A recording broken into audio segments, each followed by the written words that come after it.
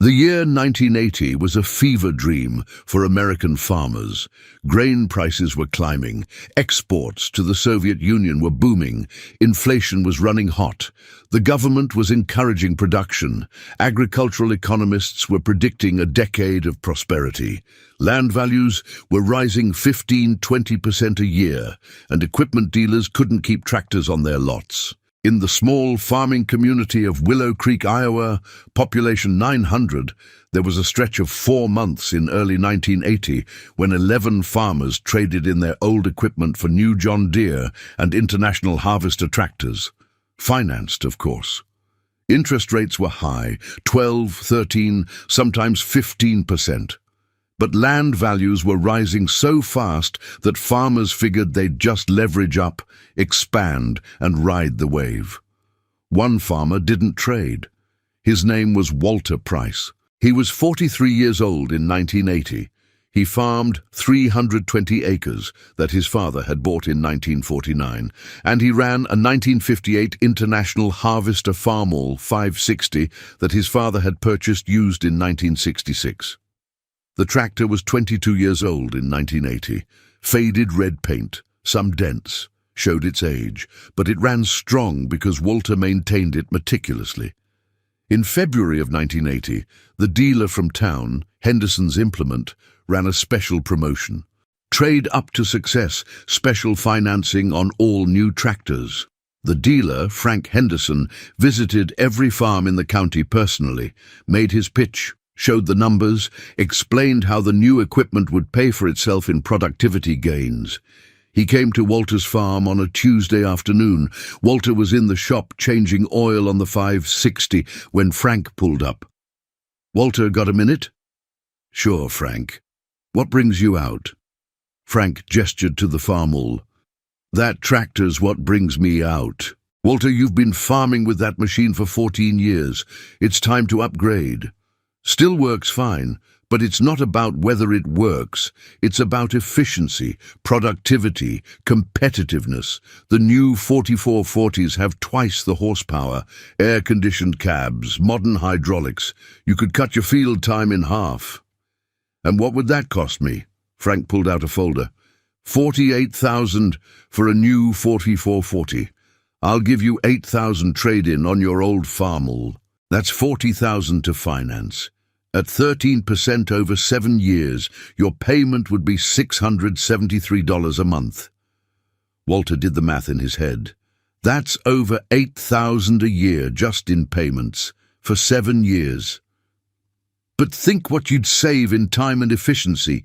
You'd be able to farm more acres, take on additional ground, expand your operation. "I don't want to expand my operation.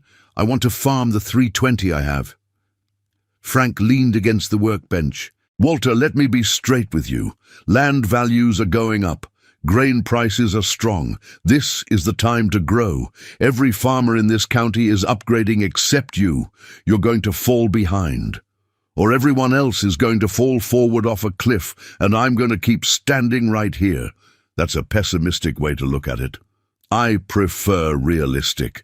Frank, I appreciate you coming out, but I'm not trading. The 560 does what I need it to do. I own it free and clear. I'm not taking on $8,000 a year in payments for something I don't need." Frank shook his head. "You're making a mistake, but it's your choice." He left. Over the next 4 months, 11 of Walter's neighbors traded up. New 4440s, new 4640s.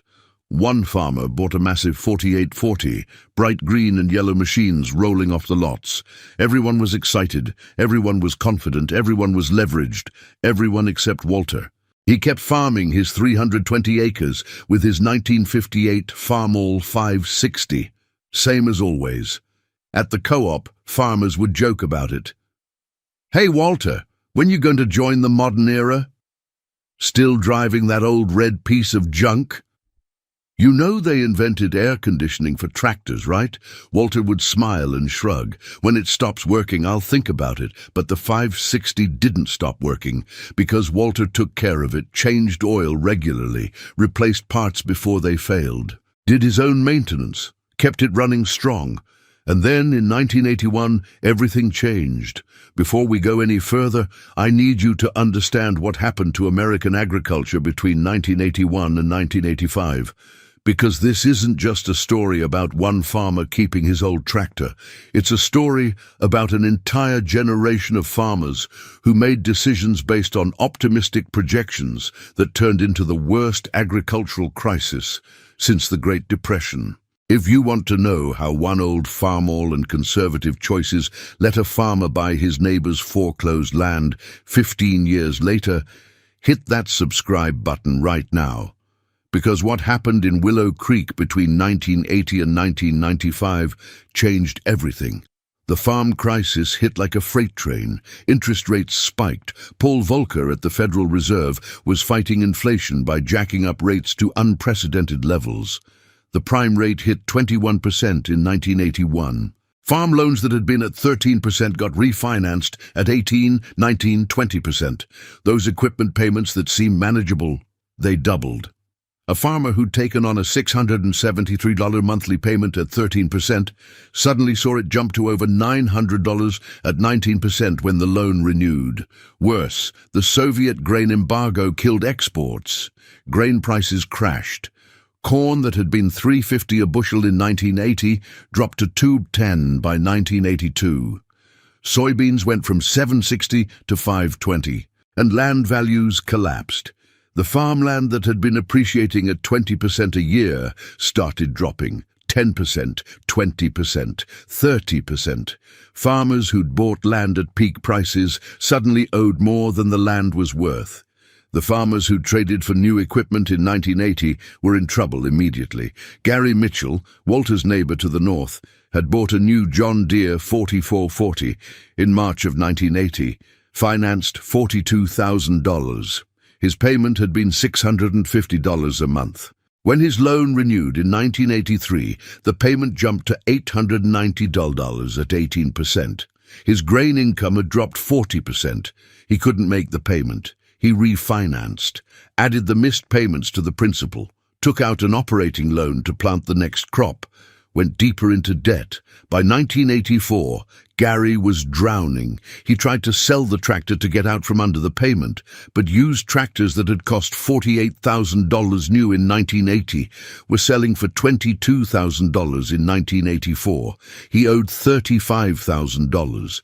Even if he sold it, he'd still owe $13,000 on a tractor he no longer owned. He was trapped. In 1985, Gary's bank called his loans, demanded full payment. Gary couldn't pay. The farm went to foreclosure that fall. Everything sold at auction. The land, the equipment, the house. Gary's family had farmed that land since 1923, 62 years. Gone. The 4440 he'd bought for $48,000 sold at auction for $18,000. Gary moved to town, got a job at the hardware store, never farmed again. He wasn't alone.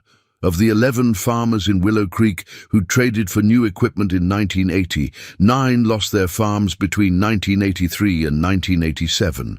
Bob Turner, Dan Schmidt, the Morrison brothers, Kenny Wallace, Pete Henderson, Frank Henderson's own cousin, all of them foreclosed, all of them lost their land. The crisis was so severe that Henderson's implement went out of business in 1986. Frank Henderson, the dealer who'd encouraged all those upgrades, closed his doors and walked away. Couldn't make a living selling new tractors when no one could afford them and used values had collapsed. Through all of it, Walter Price kept farming. The 5 and 60 kept running. 320 acres kept getting planted.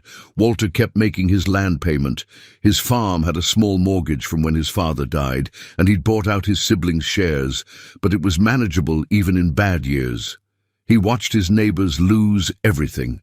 Went to their auctions, saw families cry as their land sold, saw equipment go for a fraction of what they'd paid. And Walter felt guilty that his conservative choices had saved him while his neighbors' ambitious choices had destroyed them. Guilty that he was still farming while they were working in town. But he kept farming, because that's what you do. Let me stop here and ask you something. Have you ever been right about something, but wished you'd been wrong because being right meant watching people you care about suffer? Drop a comment, because Walter Price spent the mid-1980s being proven right in the most painful way possible. By 1987, the crisis had stabilized. Grain prices recovered somewhat. Interest rates dropped back to reasonable levels.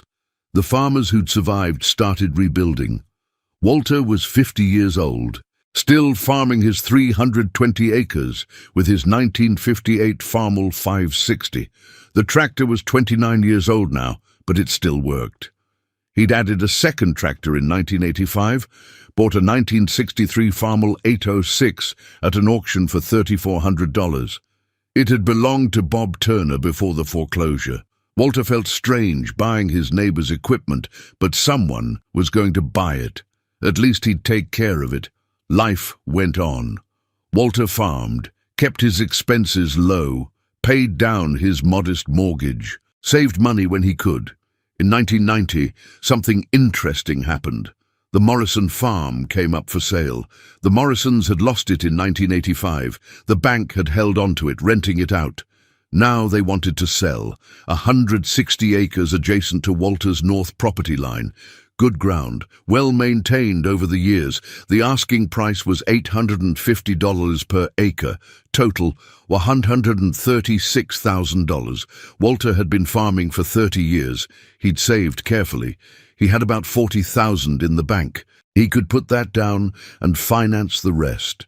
But the math made him nervous. Even at reasonable interest rates, financing $96,000 meant payments he wasn't sure he wanted to commit to. He thought about it for 2 weeks, finally decided against it. "Not worth the risk," he told his wife, Martha. "We're doing fine with what we have." The land sold to a farmer from 2 counties over. Cash buyer, planned to rent it out.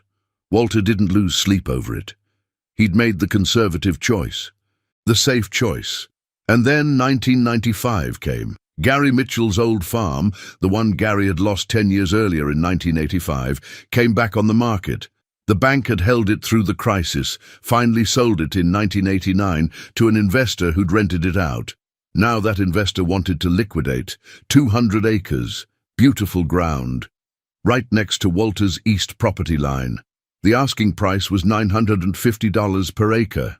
Total, $190,000. Walter was 58 years old now, close to retirement age. Martha was 56. They had no children to pass the farm to. Did it make sense to expand at this stage of life? But Walter kept thinking about Gary, about the farm that had been in Gary's family since 1923, about how Gary had lost it chasing growth and efficiency. And Walter thought about his own situation. He'd been farming the same 320 acres for 35 years. He owned it free and clear now, had paid off his mortgage in 1991. He had $78,000 in savings. His equipment was old but functional. He had no debt anywhere. He could afford this. He called the real estate agent. "I want to make an offer on the Mitchell place." "Great. What number did you have in mind?" $190 cash, full asking price. "But I want to close in 30 days. The agent was silent for a moment. "Cash? Mr. Price, that's $190,000. "I'm aware. I have $78,000 in savings. I'll take out a loan for the remaining $112 and I'll pay it off within 5 years. Can you make that happen?" The agent could. Walter bought Gary Mitchell's farm. The farm Gary had lost trying to pay for a tractor. Walter bought it with cash he'd saved by never buying that tractor. In 1997, another opportunity came up. Dan Schmidt's old place, 140 acres. Dan had lost it in 1986. It had changed hands twice since then. Now it was for sale again, $920 per acre. Total, $128,800. Walter had paid off $50,000 of his loan on the Mitchell place. He still owed $62,000, but his farming operation was cash flowing well. He'd saved another $30,000 over the past 2 years. He bought the Schmidt place, financed it, paid it off by 2002. In 2003, at age 66, Walter Price retired. He owned 600 acres, the original 320 he'd inherited, the 200 from Gary Mitchell's foreclosure, the 140 from Dan Schmidt's foreclosure, and another 80 he'd picked up from an estate sale in 1999. All of it paid for, all of it farmed with used equipment he'd bought at auctions over the years, all of it built on the foundation of never taking on debt he couldn't afford. And the 1958 Farmall 560, still running, 45 years old, still working. Walter sold his operation to a young farmer in 2004, gave him seller financing he could afford, helped him get started the way Walter's father had helped Walter. The 560 went with the sale, still running, still working, 50 years of service and still not done.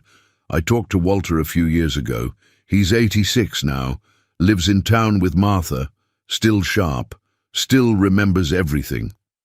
Do you ever think about what would have happened if you traded in 1980? I asked. All the time, he said. If I'd taken Frank Henderson's deal, I'd have been making payments of $670 a month. That's over $8,000 a year. When rates went up and grain prices crashed, I'd have been in the same boat as Gary and the others.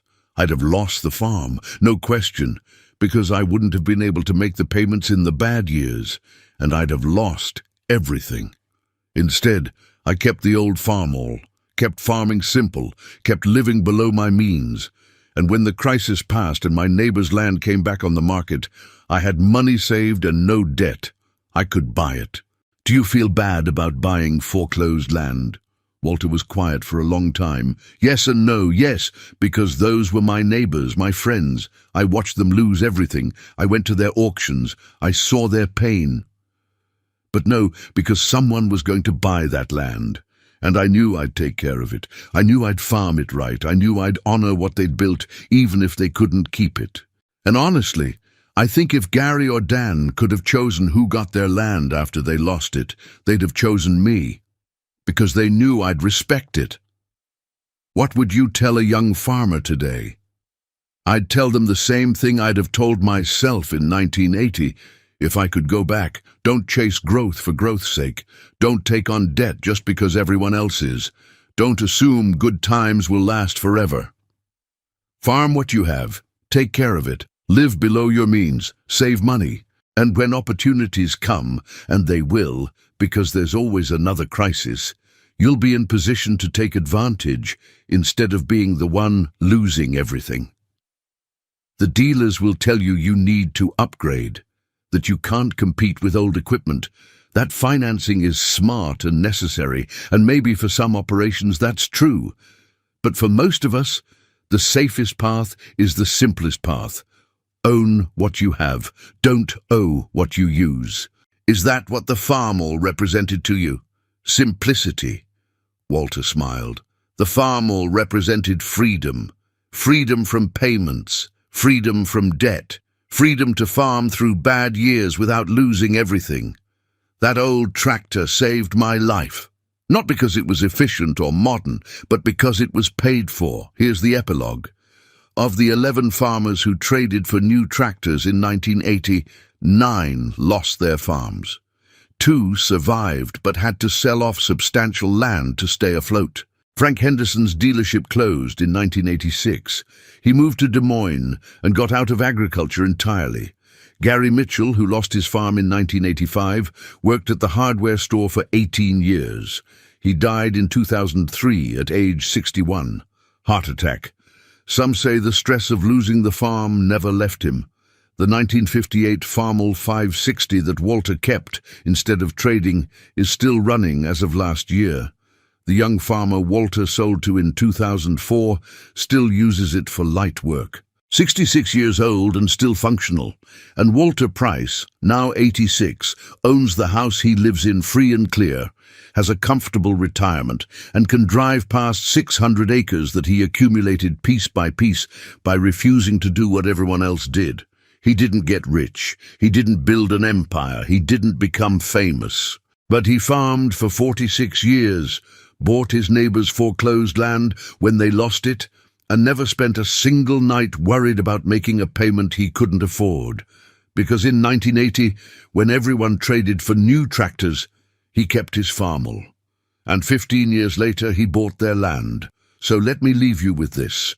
Right now, everyone around you is upgrading, financing, leveraging, growing, taking on debt to expand.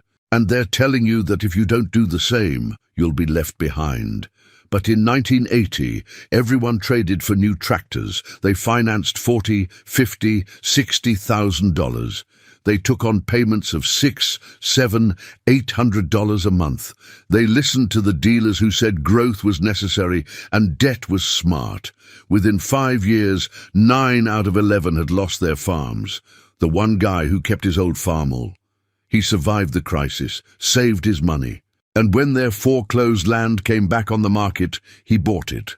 320 acres became 600 acres, not through leverage, not through aggressive growth, but through patience, conservative choices, and being financially sound when opportunities appeared.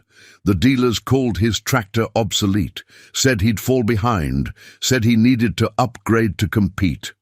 15 years later, he was buying the land of the farmers who'd listened to those dealers. Because the race isn't always to the fastest. Sometimes it's to the one still standing when everyone else has fallen. If this story changed how you think about debt, equipment, and what it really means to build long-term success, do 3 things. First, subscribe for more stories about farmers who won by refusing to do what everyone else did. Second, drop a comment. What old equipment are you still using that everyone said you needed to replace? Third, share this with someone who's being pressured to upgrade, expand, or take on debt they're not sure they can handle. Everyone traded for new tractors in 1980. He kept his Farmall. 15 years later, he bought their land. And that old tractor he refused to trade. It's still running today. Sometimes the best investment is the one you don't make. Thanks for watching. I'll see you in the next one.